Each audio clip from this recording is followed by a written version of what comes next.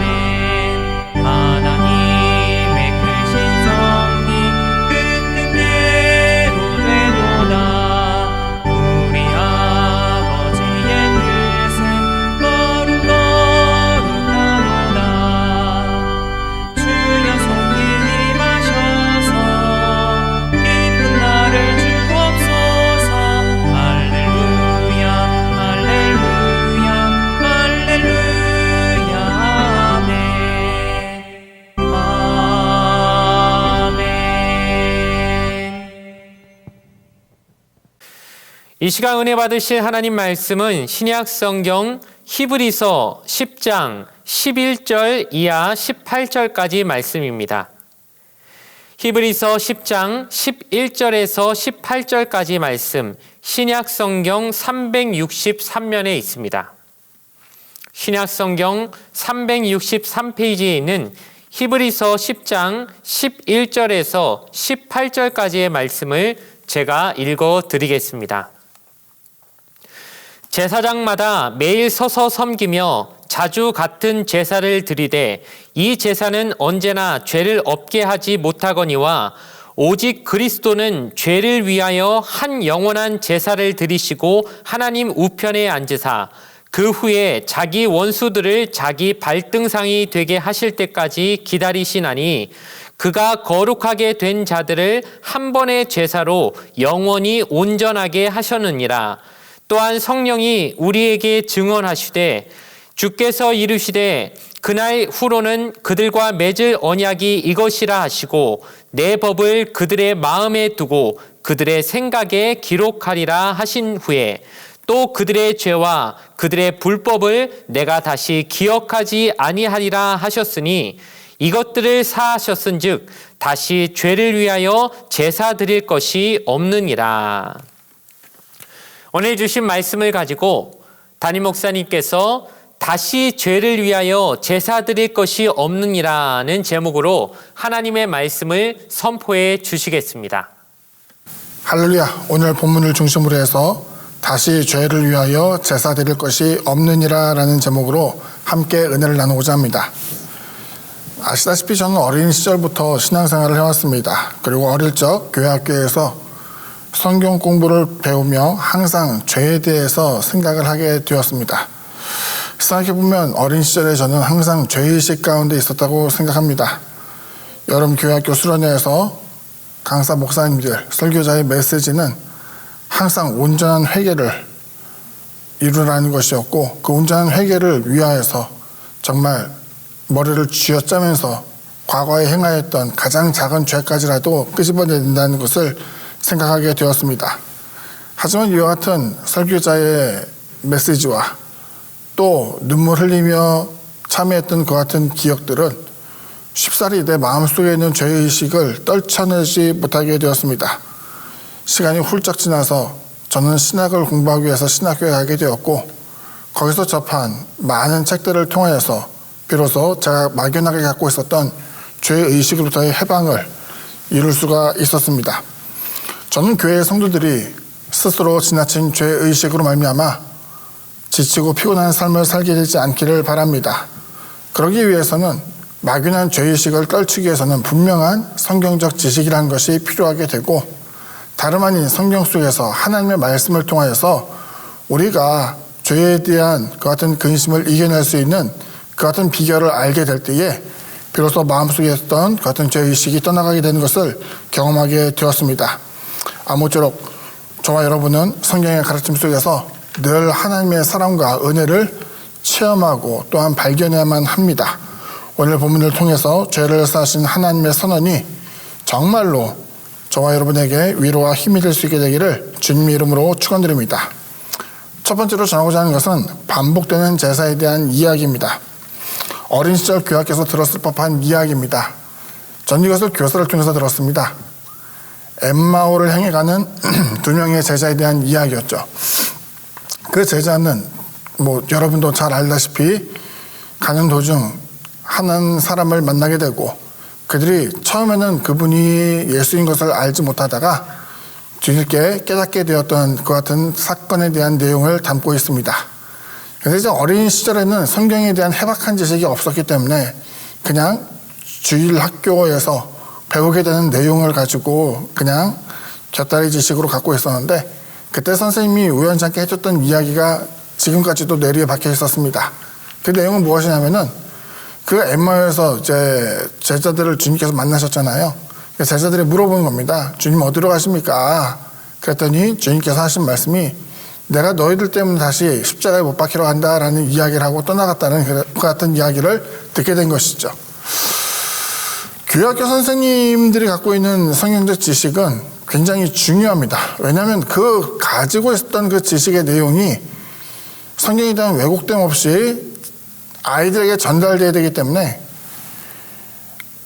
조금 이제 불편한 내용일 수도 있겠는데, 교사들은 자신의 경험, 내가 체험한 하나님을 전하는 것이 중요한 것이 아니라 성경에서 말씀하고 있는 하나님의 뜻, 그리고 내 경험과 지식이 아닌 보편적으로 주어지게 되는 성경의 내용을 가지고 자녀들을 양육해야 된다는 것이 굉장히 중요하다고 생각합니다. 물론 그 같은 이야기를 처음에 선생님이 들었을 때에는 굉장히 은혜가 되는 말씀이라고 생각이 되었겠죠. 그리고 그 부분에 대한 내용을 우리들한테 전달을 하면서 자신이 느꼈던 은혜와 감격을 똑같이 누리게 되기를 원했을 것입니다. 하지만 그것을 들으면서 저는 굉장한 충격에 빠졌습니다. 왜?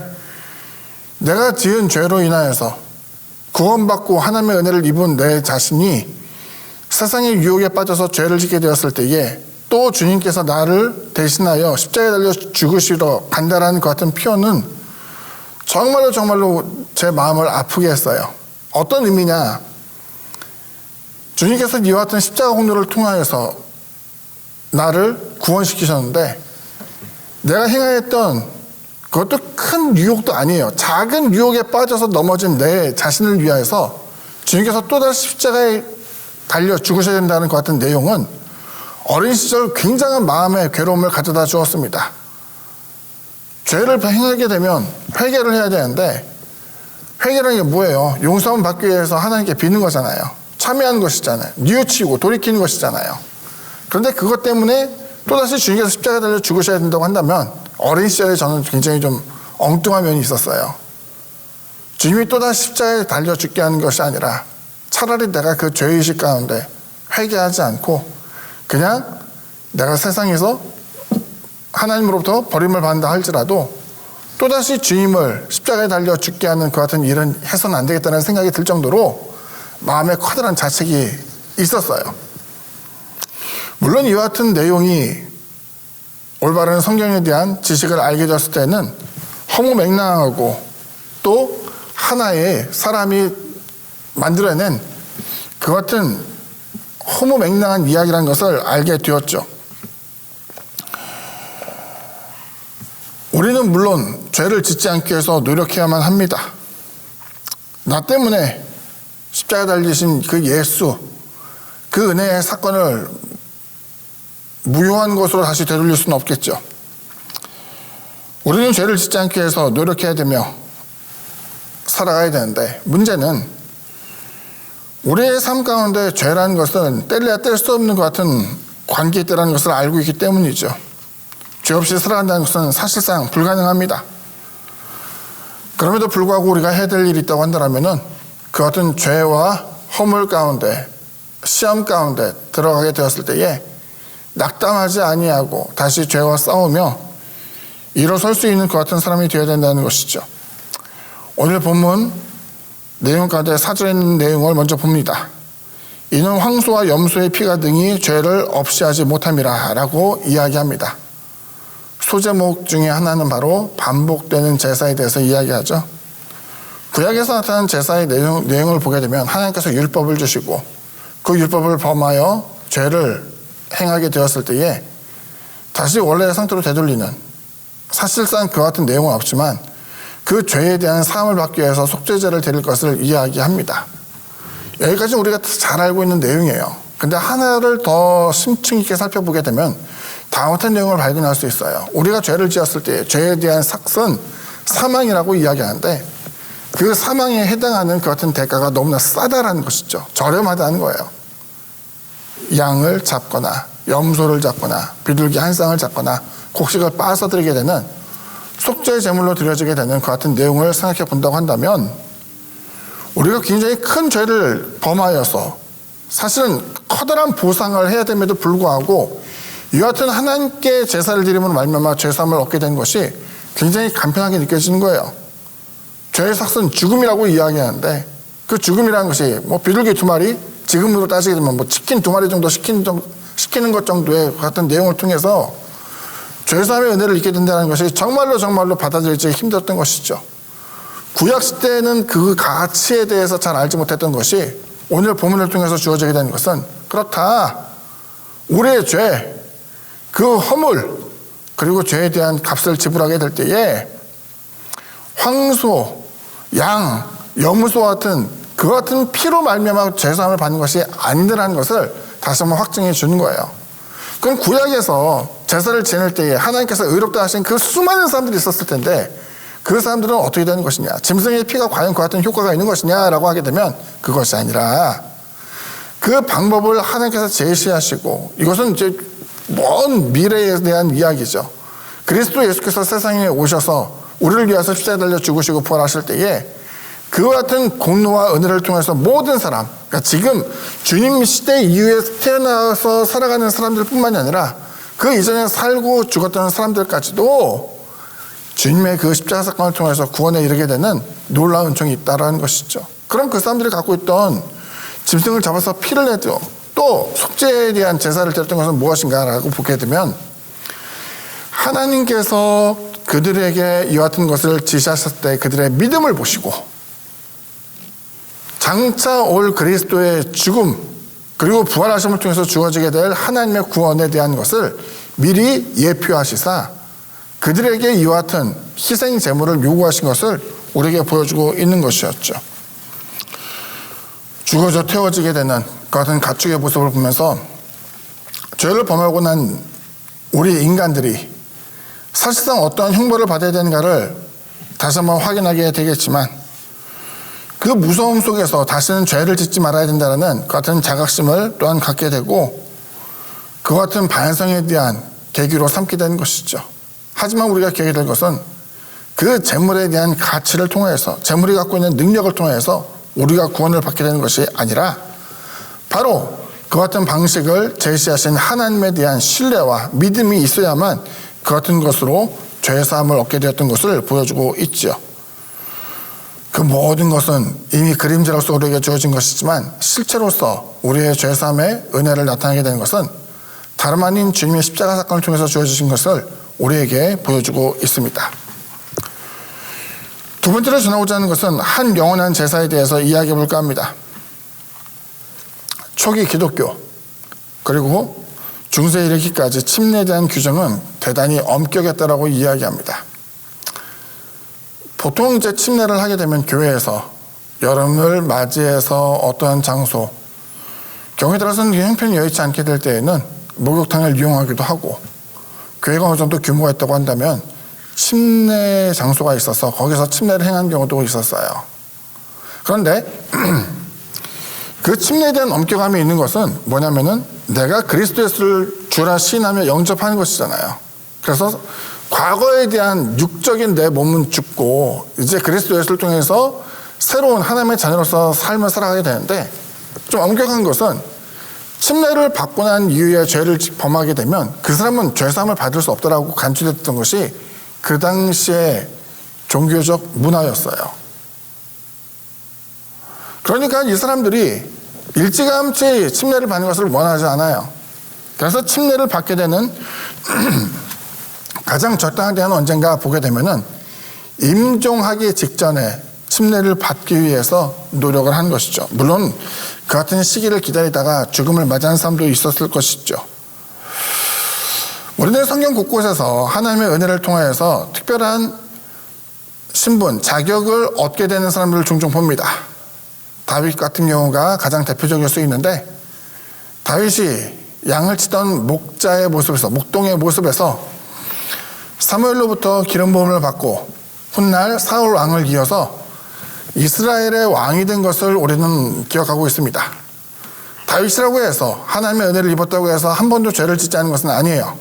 인구조사를 했었고, 또 우리가 잘 아는 것처럼 우리아의 아내 바세바를 범함으로 말미암아 하나님께로부터 큰 질책과 심판을 받게 됩니다. 그런데 여기 보면 좀 특이한 게 있어요. 하나님의 은혜를 통하여서 은총을 입고 왕이 되었던 그 사람이 죄로 말미암아 버림을 당하지 않고 이젠 또다시 참회를 통하여서 다시금 하나님과의 관계가 회복되어지게 되고 여전히 하나님의 은총을 입게 된 것을 우리는 성경 곳곳에서 발견하게 됩니다. 생각해보면 죄는 반복되기 때문에 그 죄가 반복됨에 따라서 우리의 참회도 반복될 거 아닙니까? 그리고 하나님의 계속적인 회복도 주어지게 되는 것이라고 생각이 됩니다만, 여기 보게 되면 그 같은 일련의 과정들, 구약시대에서 행하였던 죄를 범하고 제물을 바치고 제사를 통하여서 또다시 이전의 모습으로 회귀되는 그 같은 일련의 과정들이 마치 주님의 시대 이후에도 계속적으로 반복되는 것처럼 사람들이 생각해 왔다는 것이죠. 그런데 이것은 구약에 있는 제사와 그리스도의 보혈의 사건을 전적으로 오해하는 것이었어요. 구약에서는 그 제사는 항상 대제사장이 중보자가 되어서, 제사장이 중보자가 되어서 하나님께 간구하게 됩니다. 그 일련의 과정을 생각해 본다고 한다면 죄를 범하면 수시로 회개를 하고 그 회개한 가운데 하나님의 계속적인 은혜가 주어지는 것을 반복해서 이야기됐지만, 여기 보여지게 되는 주님께서 히브리서 말씀을 통해서 나타내 주신 것은 이것을 패하고 이제는 완전한 그리스도의 죽음, 단 한 번의 죽음을 통하여서 이 모든 죄가 속량되었다는 것을 보여주고 있는 것이죠. 먼저 우리는 구원에 대한 정의를 내려야만 합니다. 죄인이 어떻게 구원을 얻게 되는가, 받게 되는가, 이렇게 생각해 보면 먼저 죄인이 자신의 죄를 자각하고 자기 스스로에게 있어서 자신의 죄를 갚을 능력, 때로는 권한이 없다는 것을 생각하게 되며, 우리를 위해서 죽으신 그리스도 예수를 영접함으로 말미암아 하나님의 의가 주어지게 될 때에 용서받은 의인으로서 살아가게 되는 것을 우리에게 보여주고 있는 것이에요. 여기서 중요한 게 뭐냐면은 하나님의 의가 주어지게 되었다라는 것이죠. 우리는 흔히 자신의 공로, 기독교가 아닌 여타 종교에 대한 내용을 보게 되면은 정성이 중요해요. 노력도 중요해요. 할 수만 있으면 자신의 재산을 바치는 것도 중요하고 귀한 것으로 꾸준히 계속적으로 머리를 조아리면서 기도하는 그것을 굉장히 중요하게 여긴단 말이에요. 근데 기독교에서 말하는 구원은 어떻게 주어집니까? 돈으로도 안 되잖아요. 내 힘, 완력으로도 되지 않아요. 좀 더 심오한 얘기를 해봅시다. 예배를 많이 드리게 되면 구원을 얻나요? 그것도 아니에요. 기도를 많이 해서 얻게 되는 것도 아니에요. 돈으로도 할 수 없다고 한다면, 바꿔 말하면 많은 헌금을 낸다 하더라도 그 사람은 구원에 이르지 못해요. 그런데 그 사람이 어떻게 해야만 구원에 이르게 됩니까? 바로 믿음이라는 거예요. 그리스도 예수께서 세상에 오시사 바로 저와 여러분의 죄로 말미암아 가진 곤욕과 비난과 고통을 받으시고 십자가에 달려 죽으심으로 말미암아 놀랍게도 하나님의 의가 우리 가운데 주어졌더라는 거예요. 여기서 하나의 신학적 용어가 나옵니다. 낯선 의라는 표현이 주어지게 되는데, 여기서 의라고 표현되는 것은 의로움을 이야기해요. 낯설다. 내 공로로, 내 노력으로, 내가 열심히 기대한 것으로 이루어지게 되는 의로움이 아니라 전혀 내가 알지 못하는 하나님께서 그리스도 예수를 통해서 우리에게 주신 전혀 이질적인 그 어떤 하나님의 의로움이 주어지게 됨으로 말미암아 우리의 노력 여하와 상관없이 하나님의 의로 말미암아 구원에 이르게 되는 놀라운 축복을 받게 된 것을 우리에게 보여주고 있는 것이죠. 생각해보면 우리의 행실로 말미암아 죄로 인해 심판이 주어져야 마땅하겠지만 바로 그리스도의 죽으심을 통해서 대속의 은혜로 우리가 용서를 받은 의인이 되었던 것이죠. 루터의 표현으로 보면 행실로서는 죄인이지만 오히려 그 죄인임을 자각하고 예수를 영접하였기 때문에 그는 용서받은 의인이 된 것을 보여주고 있는 것이죠.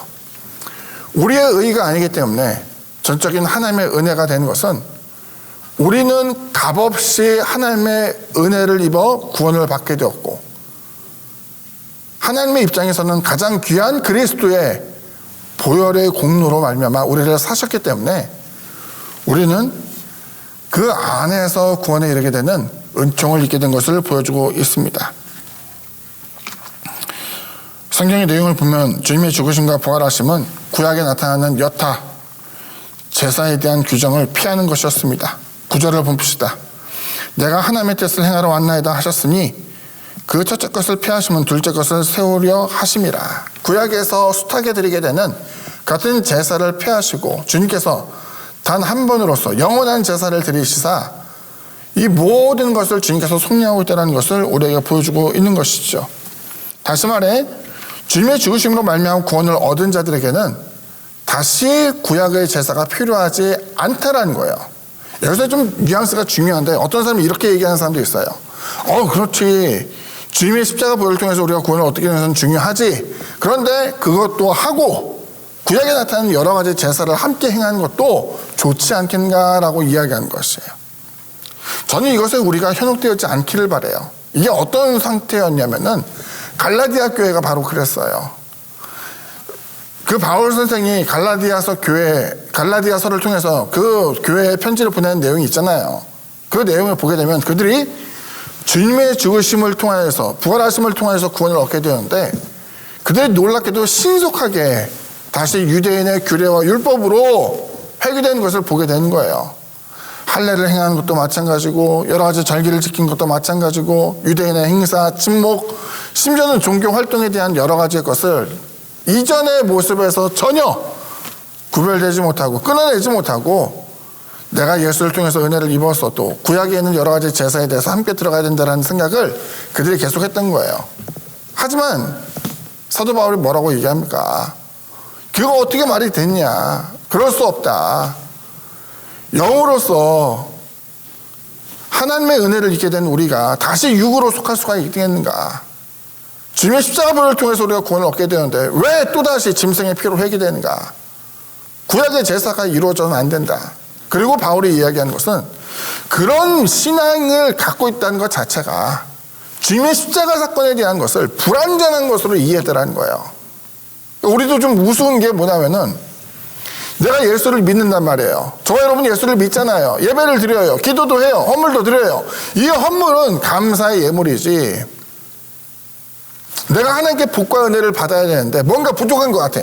그 부족함을 채우기 위해서 뭔가를 채워야 되는데 어떤 사람은 자신의 재능으로, 어떤 사람은 자신의 물질로, 또 어떤 사람은 앞으로 이루어질 자신의 헌신을 다짐을 하면서 하나님께 서약을 하는 그것으로 구원을 입고 은혜를 입고 축복을 받는다고 생각했지만 천만의 말씀, 이 모든 구원을 이루게 된 것은 우리의 노력과 여타 상관이 없어요. 짐승을 잡아서 하나님께 바칠 수 있을지 몰라도 그것 때문에 하나님께서 우리에게 구원을 베풀어 주시고 그것 때문에 우리에게 은혜를 나눠주는 것이 아니라 전적인 그리스도의 죽으심, 그 부활하심을 통해서 우리에게 하나님의 구원이, 축복이, 위로와 사랑이 주어지게 된 것을 우리에게 가르쳐주고 있습니다. 과격하게 표현하자면 구약의 제사로 회개한 것은 바로 주님의 십자가 사건을 통한 완전한 대속을 믿지 않거나 거부하는 것으로 여겨지게 되죠. 주님의 십자가 사건은 우리가 하나님께 드릴 수 있는 어떠한 제물보다 우월합니다. 탁월하죠. 주님은 이렇게 자신의 몸을 단번에 들이심으로 말미암아 우리에게 영원토록 온전해졌다라고 말씀하고 있습니다. 앞서 말한 바와 같이 교학교 교사의 주관적인 가르침으로 인해서 주님께서 우리가 죄를 범할 때마다 또다시 십자가에 달려 죽으시고 반복되어서 우리에게 죽으심으로 말미암아 은혜를 베풀어 주신 것이 아니라 죄사함은 이미 그리스도 예수를 통해서 성취되었고 이제 우리가 행하게 되는 그 같은 회개는 구원, 즉 죄사함을 받기 위한 그 같은 회개가 아니라 이전의 삶을 돌이키고 반성하며 후회함으로써 더 나은 순종의 삶을 살기 위한 그 같은 회개가 되어야 된다는 것을 우리에게 보여주고 있는 것이죠. 마지막 세 번째로 전하고자 하는 것은 거룩한 산 제물에 대한 내용입니다. 죄인이 그리스도 예수의 공로로 말미암아 하나님 앞에 서게 되는 것은 정말로 놀라운 은혜입니다. 로마서 4장 7절은 시편의 내용을 인용하여서 다음과 같이 이야기하죠. 불법이 사함을 받고 죄가 가려짐을 받는 사람들은 복이 있고 주께서 그 죄를 인정하지 아니하실 사람은 복이 있도다. 앞서 말한 바와 같이 다윗이 사실상 하나님께 버려져도 이상하지 않을 만큼의 큰 죄, 신의 대리인으로서 백성들을 지도하고 가르치고 본이 되어야 되는 그 같은 마땅한 책임 있는 그 같은 높은 자리에서 간음죄를 범하게 되었던 것은 하나님께로부터 버림을 받고 혹은 심판을 받아도 정말로 어떤 변명도 할 수 없는 커다란 악을 행했던 것을 보여주고 있죠. 그런데 다윗은 이와 같은 과정에서 사울 왕과 같이 하나님과의 관계가 단절되었을 때 그것을 확정시킨 것이 아니라 그는 침소에 들어가서 눈물을 뚝뚝 흘리면서 하나님께 회개하기 시작합니다. 그리고 경험하게 된 것이죠. 하나님께로부터 용서함을, 불법에 대해서, 그 죄에 대해서 사하심을 받은 사람들, 그 사람은 얼마나 복이 있는가. 자기 자신이 경험했던 그 놀라운 체험을 언급하는 것이기도 하였습니다.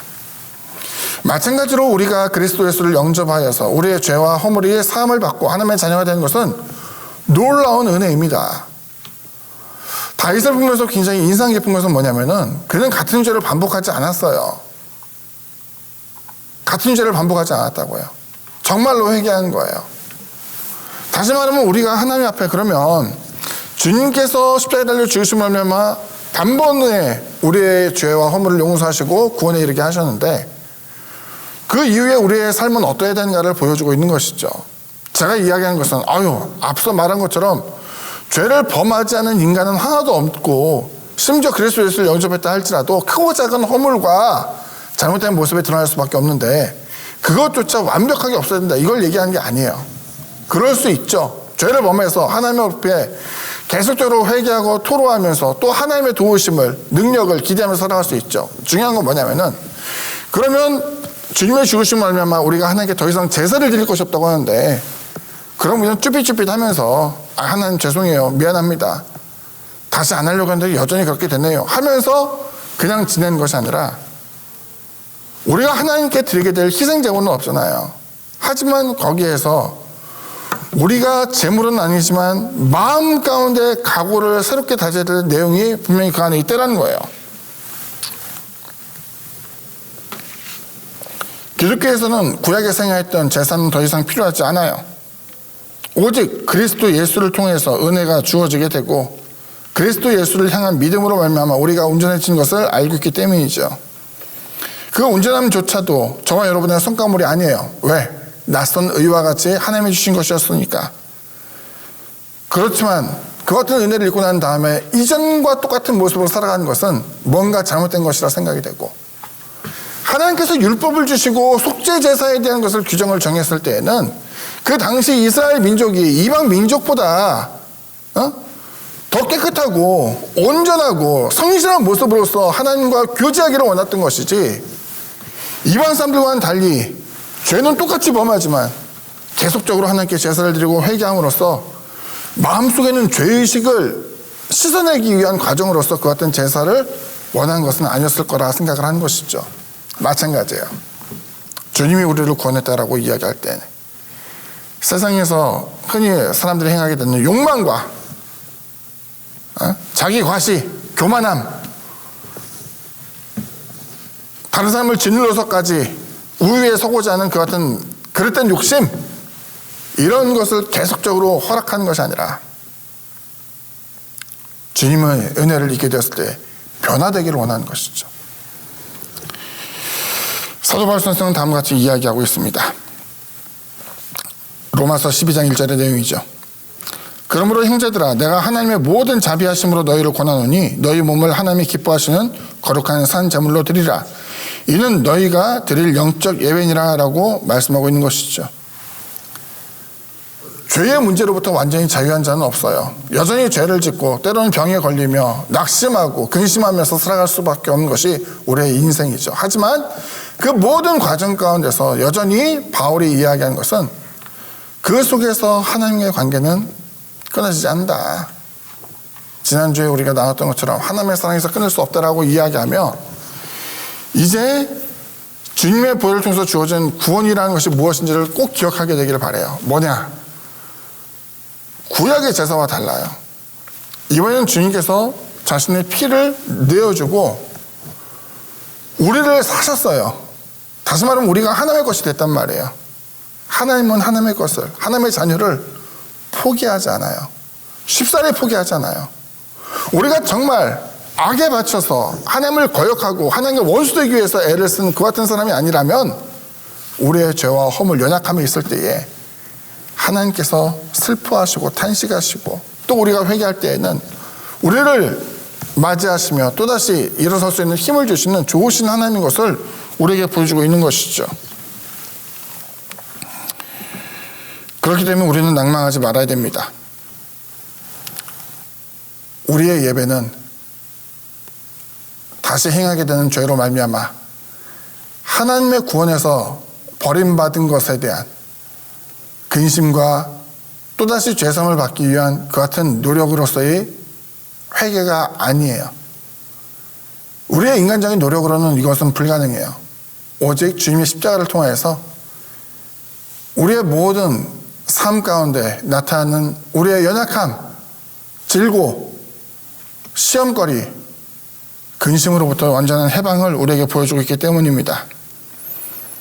주님의 십자가 사건을 알면서도 여전히 부족하다 느끼며 채우게 되는 그 같은 열정, 인간적인 열정으로서 가득한 그 같은 예배가 되어서도 안 되겠죠. 하나님이 기뻐하신 것은 우리들이 순종의 삶으로 바뀌는 것, 곧 거룩한 산점을 하나님이 기뻐하시는 삶을 살아가는 성도의 모습이 되어야만 하는 것이죠. 결론을 보도록 하겠습니다. 죄에 대한 근심과 막연한 두려움은 우리의 신앙을 오히려 위축시킵니다. 언제나 우리의 마음에 평안을 가져다 주는 것은 바로 성경의 가르침을 통한 확신, 곧 믿음이어야 합니다. 우리의 기도, 예배, 헌물이 그리스도의 공로를 훼손할 수 없습니다. 오직 주님의 살과 피가 우리를 구원으로 인도합니다. 우리를 용서하사 다시 기억하지 않으시는 주님의 은혜, 삶을 통해 하나님의 뜻을 따르며 드려진 산점으로 살아가게 되는 저와 여러분 되기를 주님의 이름으로 축원드립니다. 기도합니다. 사랑의 주님, 세상 가운데 우리는 살아가면서 때로는 세상 사람들과 구별되지 못하는 그 같은 삶을 살아온 것을 인정하게 됩니다.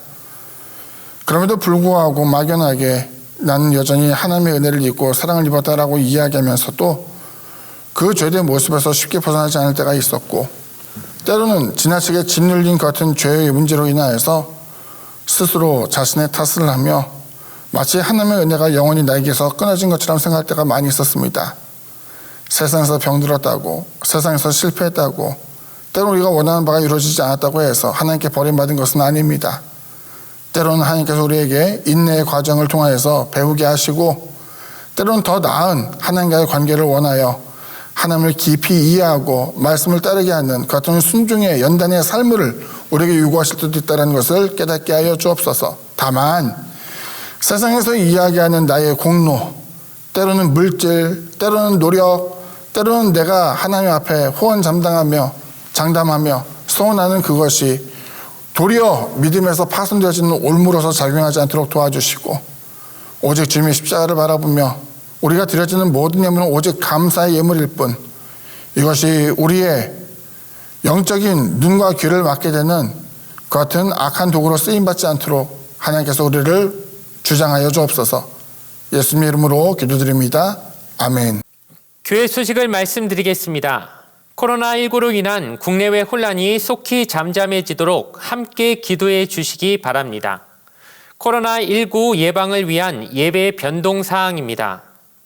수도권의 방역 지침이 2단계로 격상됨에 따라 당분간 주일 예배는 영상 예배로만 진행할 예정이며, 교회 내 모임이 가능해질 때 미리 알려드리겠습니다. 코로나 확산 방지를 위해 타 교회 예배 참석을 삼가 주시기 바랍니다. 신방 및 교구 예배 등 소그룹 모임을 하지 않습니다. 12월 6일 주일에는 구제 헌금이 예정되어 있습니다. 뜻이 있는 분들은 교회 계좌를 이용해서 보내주시고 구제 헌금이라는 내용을 꼭 기재해 주시기 바랍니다. 12월 24일에는 온라인 성탄 동부 한가족의 밤이 예정되어 있습니다. 개인별, 단체별 참여 신청을 받습니다. 영상을 만들어서 보내주시거나 교회에 오셔서 촬영을 하실 수 있습니다. 12월 6일까지 교역자와 사무실에 신청해 주시기 바랍니다. 온라인 헌금을 희망하시는 분은 아래의 계좌로 보내주시고, 헌금을 보내실 때 성명, 교구, 헌금 목적을 기재해 주시기 바랍니다.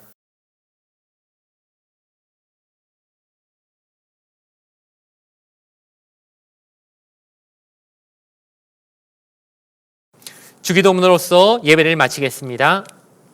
하늘에 계신 우리 아버지여, 이름이 거룩히 여김을 받으시오며 나라가 임하시오며 뜻이 하늘에서 이루어진 것 같이 땅에서도 이루어지이다.